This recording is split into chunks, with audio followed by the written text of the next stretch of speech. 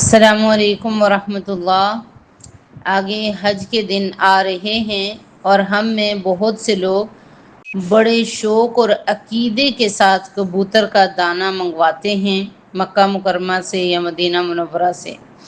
تو یاد رکھیے، مکہ مکرمہ یا مدینہ منورہ سے کبوتر کا دانہ یا کوئی بھی چیز اس عقیدے کے ساتھ لانا کہ اسے کھانے سے اولاد ہوگی، یہ شرعاً درست نہیں۔